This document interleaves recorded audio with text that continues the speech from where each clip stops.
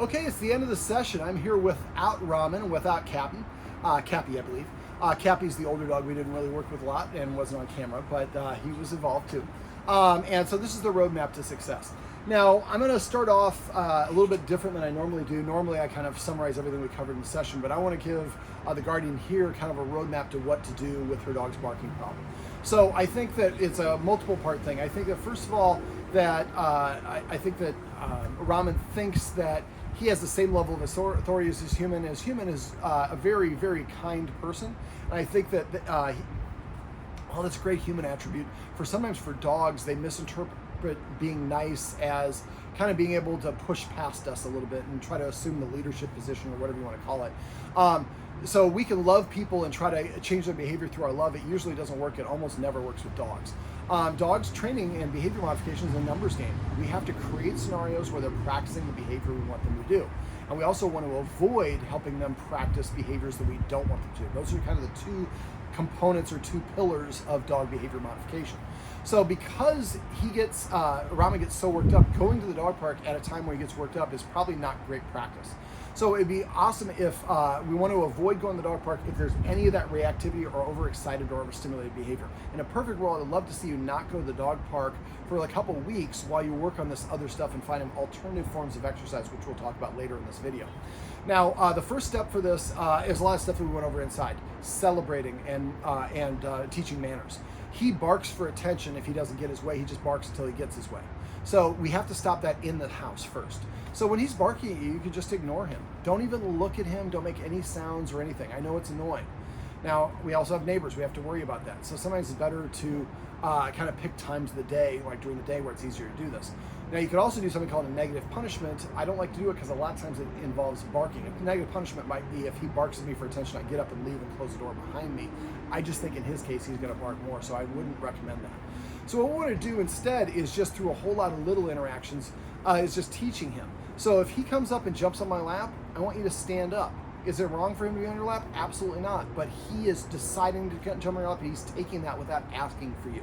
I want to identify more of a follower's mindset than a leader's mindset. So if he jumps up on your lap, just stand up immediately. That removes the lap. He jumps back down. Sit down. Ask him for a sit. He's made it clear he wants to sit on your lap, so you ask him to sit or lay down. Since he only knows sit, only sit. Only ask for sit. He sits. Then you say yes, and then the reward is he gets to come up in your lap. If you say sit one time and he does not sit, you just go back to doing what you're doing. Cross your leg to block if you need to. But basically, he's not getting what he wants. And so, and I'm going to talk about this stuff. I guess I'll compartmentalize. I want to give you, this stuff is important because it is the easiest place for you to do it in your home, and it'll help you outside of your home. But for the outside the home stuff, we want to desensitize him. Actually, this first one is going to start inside your home. Leashing him up. Right now you keep the leash outside. When you come outside, he's in the open air, he's closer to the door, he gets more aroused. So I'd like you to transition the leash inside and get a flat, straight leash, like probably just a 4 foot for him, straight leash. And you can get a double one so he can't, just don't let him chew on it, but you shouldn't have any security problems with him getting off leash. All right, so you have your, and when you're, so we're gonna have maybe your leash where your pine cones are in your house. So I'm gonna have you sitting down and stand up and walk towards where the leash is. Now, once he gets in a habit of recognizing that's where the leash is, you walking towards that point is going to cause him to get up and get excited. And when he does that, then you're going to stop and go sit back down. The best thing to do is to practice this when you are not going for a walk. When we're going for a walk and we stop, then we're slowing down our schedule and we get frustrated and we kind of get upset with the dogs, and the dogs are about to come back in the picture. And so I gotta have Cap in the picture a little bit. So if you want to pick up Cappy and give him to me. All right, so we want to make sure the dogs are calm. So as soon as we walk towards where the leash is and the dogs get excited, we stop and go and sit back down. And after a while, the dog recognizes, hey buddy, there you go. All right, mom is getting ready. She's gonna go do your thing, whatever you got to do. She's got an important meeting she's got to get ready for, so I'm just keep on doing this. So basically what we want to do is help the dogs understand that as soon as you show excitement, the activity that is getting you excited stops. And again, if we practice it at times when we're not planning on going for a walk, it's easy. So you watch your TV, get up, walk towards where the leash is. As soon as he gets excited, turn around, sit back down. You weren't planning on going for a walk anyways. Now, first it'll be walking towards, and as soon as he gets excited, you might not even reach it, make it all the way to where it is before you have to turn around and walk away. Eventually you'll be able to walk over and reach for it, but if you reach halfway and it gets excited, pull your arm back, go sit back down. This is not mean. It is intentionally done. It is desensitizing him. Eventually, he gets to the point where you can go over and pick it up, and then he gets excited. Then you put it back down. Eventually, you pick it up and go over and lean it towards him. Yep, there he is. And you're going to go through all these steps until eventually you can get up, walk over leashes, pick it up, attach it to his harness, and he is calm. Because it does not culminate with us going for a walk. Now, you're going to take it for walks and for potty breaks and all that, so he's going to have that. So I'd like to see you trying to do this like 15, 20 times a day. Doesn't take you very long. You know, getting up, walking towards it, he gets excited, you walk away. I usually like try to rep it about 3 to 10 times in that one iteration. But if you just get up, walk toward it, he gets excited, you sit down and walk and do your own thing, that's fine too. But I'd like to kind of gather some momentum, so practice boom, boom, boom, boom, boom. So you want to get to the point where you can leash him up and he's completely calm. Then you go to the door. If you open the door, he gets excited, then you close the door and we drop the leash and we sit back down. So you're going to abort and stop any time that they show excitement for all the rest of these steps. Next step is eventually we're going to walk towards where our car is. As soon as he gets excited, we stop and go back. And eventually, you know, probably be the little fenced-in area for your patio. Then it'll probably be walking towards your car. Then eventually reaching for your car, opening the corridor, or getting in the car. You get in the car, he starts getting excited. Then we get out of the car and go back in. So the excitement causes things to stop. Eventually, you're going to get in the car and start the car. He gets excited, maybe just roll it forward 5 feet, put it in park, get out. So we want to make sure that I'd like to see at least a minimum of a 1-to-1 ratio. Minimum. I really don't want to see minimum. I'd like to see more than that. But a minimum of every time that we go to the dog park, there's at least one practice before that where we went through the process of going to the dog park but not going actually in it. Because eventually you're going to drive partially to the dog park, close to the dog park. Eventually you'll park outside the dog park. Once you get to the dog park, if he's calm and you've achieved that, then you open the door, ask him to come out. Ask him to sit one time. If he sits, then take a couple more steps towards the entrance to the dog park. As soon as you say sit and he can't sit within 2 or 3 seconds, you stop, get back in the car, and go back home. The more you drive to the dog park without playing, the less excitement he's going to have for it. Now, I'm not saying that he can't have fun at the dog park. He can have fun without being overexcited. I think his overexcitement causes him to get into trouble. So this desensitization process would be first for the leash, then exiting the house, then getting into the car, then driving the car, then eventually walking the dog park. Eventually, you're going to be walking all the way up to the fence, and then he won't sit, and you walk all the way out of the dog park. And you protest, he can protest a little bit, but what we're just teaching him is, again, not that the excitement stops us from moving forward. All right, so that's the first step, and you can do that concurrently with all the other things that we're going to talk about. The other thing I'd like you to do is start practicing at the little fencing area. It is super close to your house. Now, again, I would try to chat people up as they're coming through, or if you notice people coming by in the same routine, if you get in a routine to go at the same time, you'll notice the same people bringing their dogs there. And you know, he's this reactive with this dog, that reactive with that dog, and this distance, that distance. The video above kind of goes through that, so I don't want to touch on it too much, but I'd like you to be practicing that for like 10 to 15 minutes each practice session. But in that 15 minutes, there's maybe 3 3-minute practice sessions interspersed with 2 5-minute rest sessions away from the area. And also remember, when you're doing this, you're going to use the lowest value treat you can get away with. But if he doesn't disengage for the treat, you need to use a higher value treat. He has to disengage. And for that whole process, I don't think I mentioned in the video, he cannot react. When he reacts, you got greedy, you pushed too far, too much, and really it invalidates a lot of your work. So we really want him to just go slow and steady. And it's not a linear process. You're going to have good days and bad days. So if you have a bad day, just keep at it. But the idea is eventually we're working towards a goal where we can get in all the way to the dog park. I'm in that little fencing area, and I can ask him to sit, and he sits right away. He's calm enough to listen to me to sit. All right, the exercise we're doing at the fencing area, the engage-disengage game, again, you want to practice that from the fencing area, but eventually you're going to feel confident you're going to go into the actual park. Just make sure you have plenty of distance. You don't want a dog to run up to you. So off-leash dogs, absolutely don't do it at that point. And if you find people with off-leash dogs, one of the things I found that works really well, be careful, the Humane Society was just here, they just impounded somebody's dog. As soon as the people walk up, they will put the dog on a leash and they will leave right away. And so I think he's over there. You know, that sort of thing works really well. If somebody's not listening to that and their dog's running around, just don't practice them. It's not worth the effort. It's really close and convenient for you, so just pull the plug, do it another time. Eventually, you want to get to the point where when you're in that park and the dog can look and you've gotten closer and closer and he's pretty calm, then walk alongside them as they're walking the path. Now make your distance. So I want to have you walking where you're here, the other person's here, you're both walking the same, so that neither one of us is in front or behind. And so now we're practicing walking with dogs without barking. and you're managing the distance so that he doesn't have to feel the need to bark. If he barks, you got too close, so move him away. If he keeps in a barking pattern, walk around a bush or a shrubbery or leave the area, wait for him to calm back down.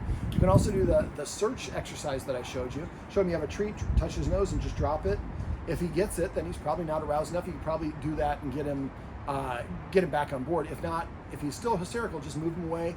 Wait for him to return to a calm state before you go back and practice. Remember, practicing that is like the roller coaster. So 10, 15 minutes each time, and a little exercise ahead of time might set him up for success. By light, I mean maybe 7 or 8 fetches followed by 10 minutes of rest. After exercise, we always need about 10 minutes of rest before the next thing happens. Otherwise, the dog will be worse behaved.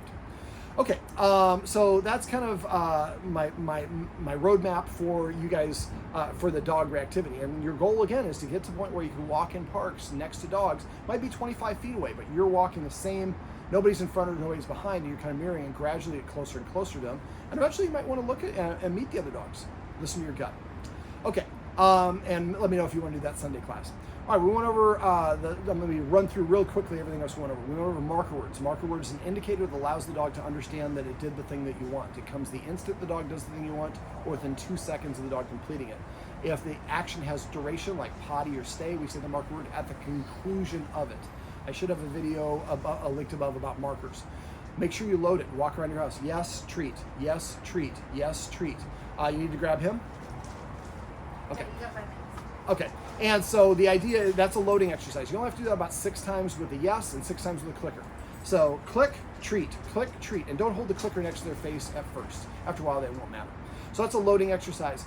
We also went over celebrating. Celebrating is rewarding your dogs by saying your marker word and petting them or giving them a treat when they do the things that you want without you asking. Tell your son celebrate, and then he just says yes and pets the dog under the chin. If he says celebrate to you, you do the same thing. After about a month and a half or 2 months, you'll get in the habit of petting for desired behaviors, and every time your dog sits or does things, it's getting rewarded. You're telling your dog, these are the behaviors that I want you to engage in, and you should see your dog engage in them more and more. Now, the flip side of that coin is what I call manners, which is if he jumps up on your lap or barks at you or paws at your attention, he's saying, Mommy, go make me those chicken nuggets. And you're going to say, would you like to ask for those chicken nuggets again? By saying, would you like to sit? Or just saying sit. If he sits in 2 seconds, then you pet him or get him on your lap or whatever it is. If he doesn't sit, there's no punishment. You just go on to the next thing. He's the one missing out. And after a while, he's going to start sitting in front of you saying, sitting to prepay for the attention. Now, the 2 watchwords I use for that are celebrate. I point at somebody and say celebrate. That means they said yes and pet. If somebody says manners and the dog's jumping up on me, I'm going to ask the dog to sit or lie down. And then if they do it, reward, mark and reward. If they don't do it, stop engaging with them and then tell my partner or whoever it is, hey, thanks, I do forget to do the manners lesson. After a while, you get in the habit of both of those. Now, remember, all attention's rewarding.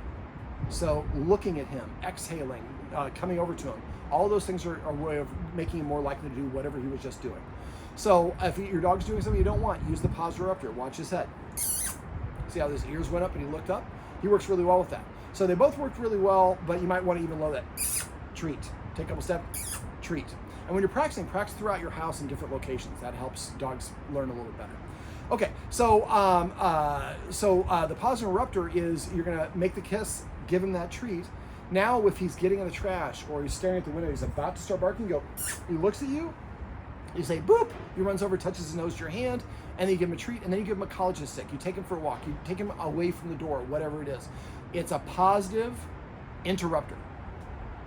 All right, so we also went over hand targeting to help you practice your using your marker word. Remember, the marker comes the instant the dog does the thing you want. So for a while, you were saying yes as you gave the treat. You say yes for touching the nose of the hand. Yes for the bottom hitting the ground. Yes for the chest hitting the ground for a lay down, depending on what the activity is. So you're marking with precision and get in the habit of using that word yes all the time. When you say yes, don't say anything else for 5 seconds. Let that word just resonate with the dog. The more you say it, the less your words mean, and the more words you use, the harder it is for a dog to understand. The first word you say is the most important. So I want my dog to go, some of you guys say, oh boy, come over here. Or, go potty. I just say potty. Okay, let me see. We also went over, for him, get Cosequin, C-O-S-E-Q-U-I-N, get some pills, look at the weight. It's pretty cheap. You can get it on Amazon. It's cheaper on Amazon. Get it on Amazon. It should make a difference in it. You should see a noticeable difference in his behavior or his movement in about 2 weeks. If you don't, then it probably is not going to help, but I think it probably will. Okay, we also went over the importance of exercise. Right now, going to the dog park is this exercise. I'd like to see the guardian taking him out, him being Rammen, for about a 15-minute sniff walk, coming back and grabbing him because he does nothing but sniffing. He's old, he doesn't walk very fast. So we can let Rammen burn a lot of energy, then come back, grab him. At this point, their energy is going to be closer to each other. Now, Rammen doesn't like to sniff a lot. He's a good sniffer. So what I would do is get some shredded Swiss cheese, go ahead of the walk, and put a little bit of, a little cachet of Swiss cheese, not a lot, here in the grass. Then walk a little bit further on your path, on the other side. And then do that on your whole path, and then come back, grab Rammen, and take him and lead him to the cheese. And you can say, search, the word that we came up with, and eventually he's starting to look on the ground for the cheese. He's not looking for the boogie dog. He's not uncomfortable. Sniffing is a displacement behavior. It's also something they do to calm down. So it'd be good, beneficial for him in a lot of ways. So, all right, so we exercise him before we practice, before we go to the dog park. We can play tug of war. We could play fetch. I like fetch for him because he likes to fetch, and he can incorporate a pre-mac and some self-restraint and self-impulse control. So when he brings you the thing, say sit or say drop. When he drops it, say yes and pet him under his chin. Then pick it up. He gets up, tell him to sit one time. If he sits, say yes and then fetch as you throw the object. He goes and gets it. So when he sits, that's what causes you to throw it. I'm not going to say it 10 times. I'm not going to pull it out of your mouth. I'm going to ask you to drop it. If he doesn't want to drop it, he might be saying, I want to play tug, and that's okay too. But now we know what he's saying because we're asking him, and he's telling, or in this case, he's telling us. So, and then he goes and gets it, brings it back to you, and we say yes, and then pet him, and then ask him to drop it again. So we're incorporating having him drop something, listening to us. We're having him go get something, which burns energy. We're having him return it back to us, which is a skill. Then we're having him sit and wait before he runs again, impulse control. So, and we're slowing down the whole activity. So this is a nice way for you to exercise a little bit of self-restraint, build up his respect for you, and drain energy simultaneously. So, all right, so sniff walks. Get him sniffing on walks. And again, just take him out for walks and find that stuff. Yep. And as much as you need to, until eventually he's sniffing on walks on his own, then you don't have to leave the cheese. There's also, like I said, tug of war is a great way to drain energy, but there's also mental stimulation. Sniffing. We did cookie in the corner. That's where we throw the treats. We say search and throw the treat. He went and found it. I'd like you to Google and find 2 other scent games, S-C-E-N-T. And so where you can do some things in the house. Go ahead and do whatever you got to do. She's got to get out of here because I went a little bit long. And so so basically the idea is we find 2 or 3 other scent games we can practice in the house. The mom can do a little exercise in the house on days when she's too busy to go out or there's dogs out at the park or whatever it is. It's a nice way to burn some energy. Also getting some treat dispensing toys or puzzles. The one that I like is the Omega Paw Tricky Treat Ball. It's a ball that's orange, it looks like a golf ball. I'd probably get the large for your dogs. You can put some dry kibble or some treats in there, the dog's got to nudge it around. So those are also nice ways for the dog to get some exercise out. And then exercising them before we do the exercise here or go to the dog park can be helpful as well. Let me see, what else did we go over? Pre-MAC principle and helping your dog practice listening to us. The pre-MAC principle means that a less desirable behavior earns me a more desirable behavior. For example, I have to sit before my mom will open the door for me. Or for a kid, I've got to do my homework before I get the chance to go play with my friends or whatever it is. So ask him to sit before you invite him on your lap. Sit before you invite him on the bed. If he jumps on your lap, you stand up. That removes the lap, he jumps down. Then we ask him to sit, and then we invite him on the lap. And eventually he'll come and sit in front of you to prepay and ask, can I please be on your lap? Be watching for that. So when he does that, then yes, invite him up. That's what we're looking for. Those are good manners. That's what we like. All right, so look for ways to help him self-restrain himself. If he can't restrain himself in your house, there's no way that he can not bark at dogs, not jump up, get in the face of other dogs, and things along those lines. There's probably a whole bunch of other stuff that I left out here, but if you have questions on the stuff we went over, email or text me. If I don't hear from you, I assume that means everything's going great. I don't care if it's 5 minutes after I leave or 10 years from now. Let me know if you have questions. And then your roadmap for this, you're going to be going out of town after this session. So I'll see you one more time. When you get back, watch both these videos again. And then watch this video once a week until when you watch this video, there's nothing new. You've incorporated everything. If that's the case and you're still having problems, let me know. We can set up a follow-up session or set up that class or whatever we need to. But I'm guessing we'll probably do some phone calls and texts over the next couple of weeks, which is totally fine. So don't hesitate. All right. Normally I would say this is Cap and this is Rammen and this is the roadmap to success, but they're neither one over here, so you have to settle for me. Remember, everything you do trains your dog. Only sometimes you mean it.